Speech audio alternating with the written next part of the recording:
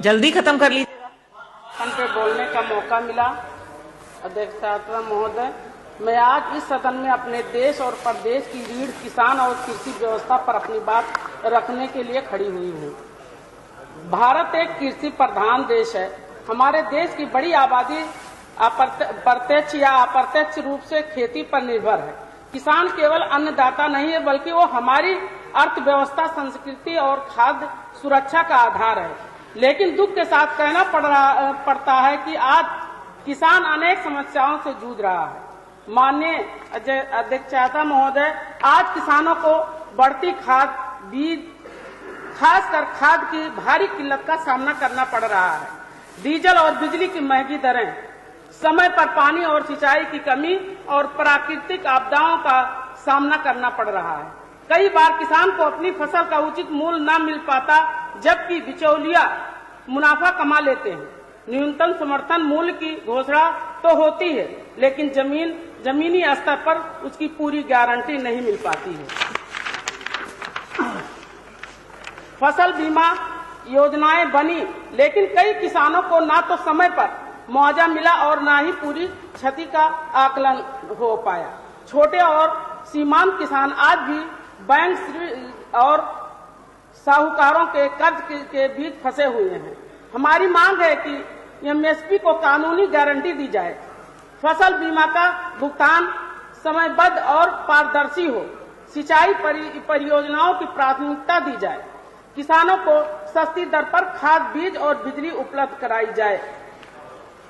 अध्यक्ष महोदय, आज आवश्यकता है कि किसान को केवल सहायता नहीं बल्कि सम्मान और सुरक्षा दी जाए। जब किसान मजबूत होगा तभी प्रदेश मजबूत होगा और देश आत्मनिर्भर बनेगा। माननीय अध्यक्ष महोदय, मैं जिस क्षेत्र से आती हूँ वो लगातार बाढ़ से प्रभावित रहने वाला क्षेत्र है। हर वर्ष बरसात का मौसम हमारे लिए भय और तबाही लेकर आता है।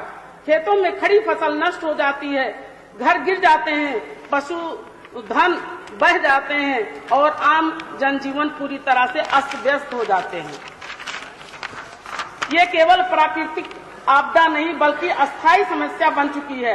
हर साल राहत कार्य होते हैं, लेकिन बाढ़ रोकने के अस्थायी उपाय नहीं किए जाते हैं। इसमें मेरे क्षेत्र के किसान, मजदूर, महिलाएं और बच्चे सबसे अधिक प्रभावित होते हैं। मैं इस सदन के माध्यम से सरकार से मांग करती हूं कि मेरे बाढ़ग्रस्त क्षेत्र के लिए अलग से विशेष बजट का प्रावधान किया जाए।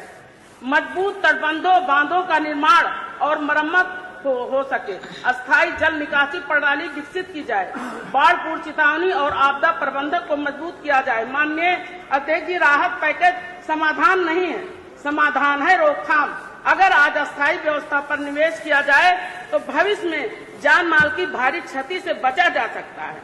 अतः मैं सरकार से आग्रह करती हूं कि मेरे क्षेत्र की इस पीड़ा को गंभीरता से लेते हुए बाढ़ नियंत्रित हेतु पृथक बजट की घोषणा की जाए। हमारे क्षेत्र की कुछ समस्याएं हैं, जैसे हमारे यहाँ की जो अपने ग्राम सभा की जो सड़क है, 2 किलोमीटर की सड़क है। डुमरियागंज की जब पुल जर्जर हो गया तो सारी भारी वाहनें उधर से गई और अभी तक मेरे ग्राम सभा बिथरिया भरोटिया की सड़क नहीं बन पाई है।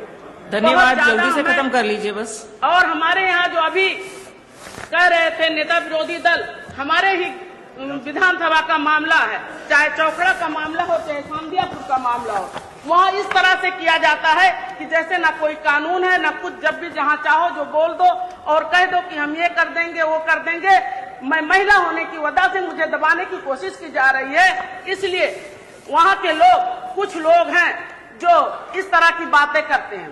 एक मजार गिरा दिए, दूसरे मजार के सामने खड़े होकर कह रहे थे कि हम लोग यहाँ आएंगे, पूजा पाठ करेंगे और हम इसको फिर से अपने कब्जे में लेंगे। वो पहले विषय आ चुका है, आप किसानों वाले पे फोकस कर लीजिए प्लीज। पहले आ गया वो, माननीय मंत्री जी देखेंगे जी।